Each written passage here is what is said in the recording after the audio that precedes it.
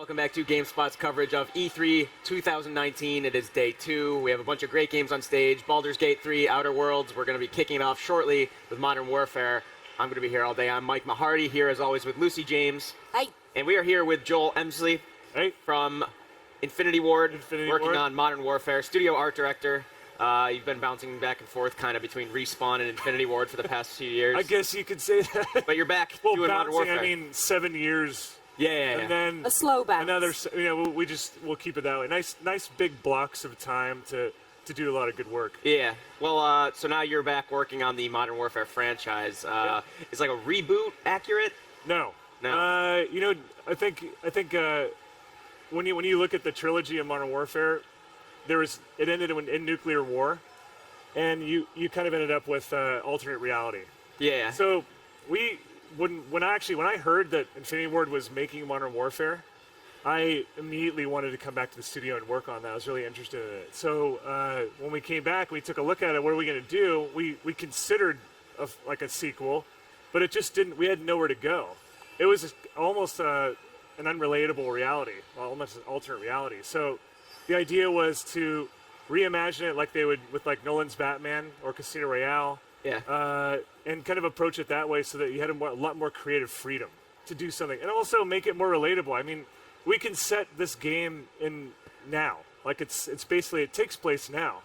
But it continues on like the spirit of the Modern Warfare universe. When you say that you want to make it more relatable, obviously we have a lot of games. I mean, Watch Dogs Legion, for example, it's set in a post-Brexit world, but they're very conscious about not wanting to get too political with any kind of message. Are you feeling that pressure too? Are you going to lean into the sort of more? Yeah, I think I think it's at the end of the day, it's a first-person shooter, and it's supposed to be a fun game to play. But I think if you imagine that, or if you think that Modern Warfare has kind of stepped up a little bit, it's kind of grown up. So. The original trilogy was more based on like 80s action films and like tongue-in-cheek a little bit here and there. That was perfect for that time period or when those games were coming out. I mean, the last Modern Warfare that I worked on was 10 years ago. That's crazy to think. And then you had Modern Warfare 3, so that puts us at 8 years. So the franchise has been put to sleep for that long, almost a decade. And the idea is you wake it up now. And you're dealing with the struggles or the headlines and things that are happening today, but it's still inspired by it. It's more like Law and Order, like how they'd find inspiration and stuff and creatively integrate it into the universe. So inspired by, ripped from the headlines, sort of. But yeah, there's a struggle. You're always trying to balance the friction that you get with making something too much of a downer or too much of a drag. Like you're still trying to. It's supposed to be a fun game to play too, but. Raising the stakes would basically mean making things more relatable, and you start caring about characters a lot more. You do that through drama, and you do it through a good story. And it has to be believable and a little bit more grown up. And with some of the stuff we've seen so far, and you've been talking about how one of your playable characters will be, I think in Infinity Ward's words, a freedom fighter. You're going to be showing a different side of the conflict. I imagine there's challenges in telling that kind of story as well. Yeah, I mean, we have a character named Farah, which I think is really cool. And you actually, when you meet her, you start seeing her history and playing from her perspective, actually, which is really interesting. There's like a 20-year flashback to when she was a child, and there's an invasion that happens in her city, and you get to experience it from her perspective. And I think what's really interesting about Farah is that you really start seeing why she does what she does. When you're fighting with her as a character, you understand where she's coming from. But I think it's the Rebel faction of the game is just basically, it's a tradition of Call of Duty of like going back to the tier 1 side. Like we used to just kind of jump around, and you would have like the tight surgical stuff, and then you'd have like the big bombastic all out like weapons of like mass destruction, like crazy armor and stuff like that. So it's nice to counterbalance them that way. So you have the kind of the tighter tactical moments in the game, and you have like the bigger moments too. You also we're revisiting classic characters, and it's a reimagining of Captain Price. What's it like to sort of revisit that character and put a different spin on him, but while staying authentic to the Price that we all know and love? Captain Price was in the Call of Duty 1, and he dies in Call of Duty 1, and then when I joined Infinity Ward, it was Call of Duty 2, and Price made a comeback, but because it was a prequel, and he played a larger role in that. So that was his. By the time we got to Modern Warfare, I had the assignment to kind of bring Captain Price back, and I had this whole thing where I'm like, really, like what, I thought he died here, and they're like, no, just bring him back. So by now, I think if we're talking incarnations, I think I've said 2 incarnations, but we're on the 3rd incarnation of Captain Price. But this time it's different. We're actually doing full motion capture and performance capture with these characters, and we used to just take Captain Price or a character like Captain Price and draw them up, concept them, and then assign a voice actor to it. So this time it's played by Barry Sloan, and Barry's gone through SEAL training. He's a really, really cool guy. And he's done his best to kind of pay homage to Billy Murray's Captain Price beforehand, but seeing characters, having them actually act through and through. I mean, Captain Price looks like Barry. We captured him. He just has the beard and everything too. But it makes a huge difference in kind of relating the story to the player and actually making you feel like you're with a badass, or like these characters, or if it's a villain, you really start hating the villain because the actor and the actresses are really able to act into the game and really show it up. Call of Duty 4, the original Modern Warfare, is kind of like set the standard for this multiplayer progression that's become the most pervasive thing in modern games. How do you return to Modern Warfare, at least the name, and like you're coming back to Infinity Ward to work on the game? How do you return to that and also figure out a way to evolve that formula? It's incredible. I think I can't go too much into it, but we have there's some key players from Modern Warfare, Call of Duty 4, Jeff Smith, Alex Roysowitz, key map designers. Jeff is a game multiplayer director now. What I've observed and been involved with on supporting that effort was it's been ripped down to the studs and rebuilt up, all with this new engine that we have too. So I think the trick is to, Mark Grigsby's back on the weapon handling and all that stuff too, as the animation. So I don't know how to describe it. When I pick up this Modern Warfare, there's something about when you get all these people and new people together in the right way, the DNA is there, and it just feels like a Modern Warfare. The handling, the smoothness of the controls, the way the gun reacts, and then you do stuff to that to make it additive to next level it. So. I could say right now that just in the weapon handling that we did things like adding motion blur to the recoil, which makes it feel more visceral and cool. There's more tactical reloads. I'm spilling a little bit of beans here, but I'll say it anyway. When you're aiming down sight, we made it so that you don't have to come off the sight picture. There's just little things like that. But I guess the point is that you take everything that we had before that made it great, and you build on it and make it additive, but you can't destroy the things that people loved about it in the first place. Right. It's tricky. It's a tricky balance. Yeah. Let's talk a little bit about the new engine. So it's been in development, obviously, for some years. What is that bringing to Call of Duty? And is this going to be the engine that all future iterations across the studios are going to be working with, or is it just an Infinity Ward proprietary engine? I don't know the answer to that. I think the focus for us has been, the engine was in development for about 5 years now. It was in development before Modern Warfare started, and I don't know about the other studios. The focus is on Modern Warfare right now, so I don't know what the future holds for it. But it certainly gives us the ability to do some things that I never dreamed of. I mean, we have reactive cloth sim in the characters, and when you're walking and run around like that. We talked about the ghillie suit yesterday, where it actually, when they get up and stand up, things are moving the way you would see it. Atmospherics play a huge role in this game in making it not only look realistic, but also being able to identify targets in an environment, which gets really tricky in these games. The higher fidelity games get, sometimes you can go too far with the noise. And atmosphere plays a huge role in knocking down the tones and the temperatures and how things stack up in the environment dimensionally.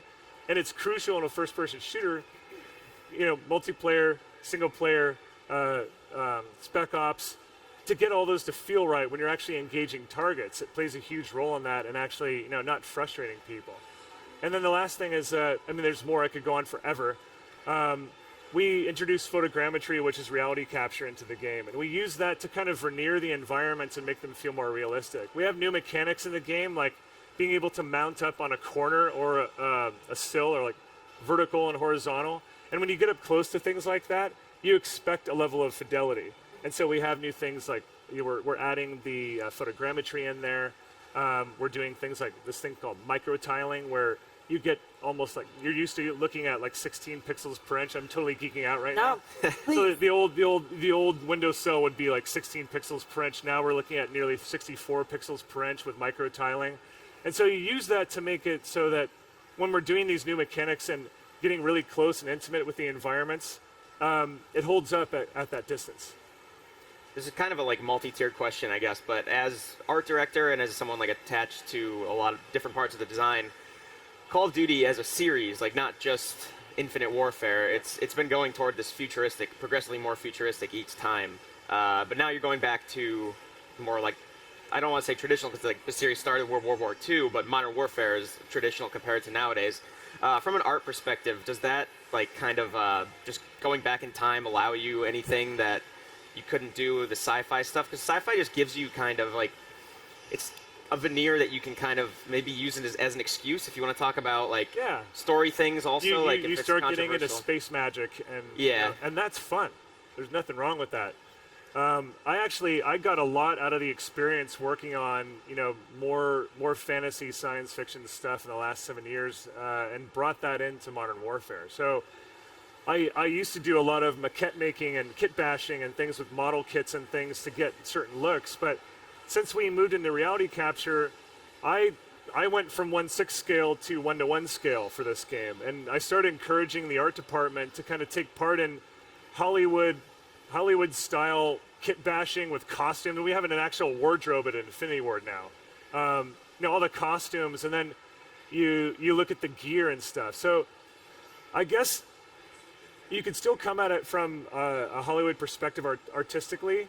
But I think that there's still gameplay and things like that to kind of answer to mechanics and things. We keep it as real as possible, but there's still stuff like, I don't know, maybe you would see a heartbeat sensor in the game or something like that. But what we do is try to take things like that and grind it down to something that looks like it belongs in a real steel armory. Does that like retread to more current times kind of feel limiting at all, or is that a good limiting, like whether it's through gameplay or art or story? Because like now again with the story you don't have that sci-fi thing to say, oh, it's sci-fi. It's not like we're not like Modern Warfare, you're literally saying, oh, it's kind of happening now, right? Yeah. Like I don't know, does that constraint breed creativity, or does it feel pretty limiting at a certain point? It breeds creativity, I think. I mean, I like having the constraints of reality on us, and I like the way that I like when things have to feel physical, and you have to figure that out. So something like, let's say we have let's say we have a wheeled drone running around. You see them all the time in military documentaries and stuff like that. But we would have to like build something like that and explain it and design it so that it fits our universe. Every part on it has to be believable. So I guess you have a fantastic visual library to draw from and still work with it. I think you still have a lot. I mean, you look at something like Sicario and how visually creative that looks to me. I don't feel any restraints on it. I think it's still entertainment. It's still art. I was asked the other day about a character that we have in a level that we're showing behind closed doors here, and this big character booms in the room, and we could have just made that soldier look kind of normal, but I chose to make it more of a metaphor. So we chose this huge. One of our character artists is actually a professional or a competitive bodybuilder. So I said I want this character to come into the room and be memorable. And so we kitted him out and scanned him and got him in the game, and it changed from this moment where it could have been super realistic and constricting and kind of not as memorable and too realistic. And we took a moment, and I think we made it way more memorable by upping the costume and taking a little bit of creative freedom. So I guess what I'm saying is, even in reality, you still have a lot of ways to go with making it memorable and being free and really exploring things.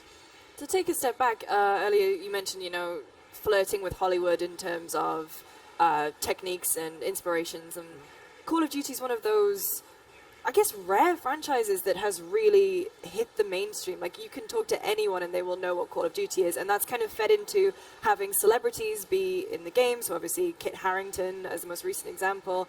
Are we going to see any kind of really famous faces coming to Modern Warfare? I'm sorry? Any kind of huge celebrities coming to Modern Warfare? Not that I know of or can talk about now. I mean, we have our main cast. Yeah. We have Barry Sloan, Claudia Dumit. I'm trying to remember everybody's name. Chad Michael Collins. My last one, Elliot Knight. So I've got my four main cast there. They've been. I mean, they're celebrities on their own and been doing things, but I think it's in service of the narrative. Yeah. So it's more like. Can you imagine, a few years ago when every game had some celebrity attached? It was a bit weird. Yeah. And then you kind of get huge celebrities appearing in games, and actually, like Keanu Reeves in Cyberpunk. Yeah, that's cool. It's kind of just become I rare freaked and out rare like now. everybody else. That was awesome. Yeah, that's probably one of the bigger surprises of the show so far. Joel, unfortunately, we are out of time. Thank you so much for joining us. Good luck with the months leading up to the release of Call of Duty Modern Warfare. And if you're watching at home, we will be right back after a very short break with Oculus's Jason Rubin. See you then.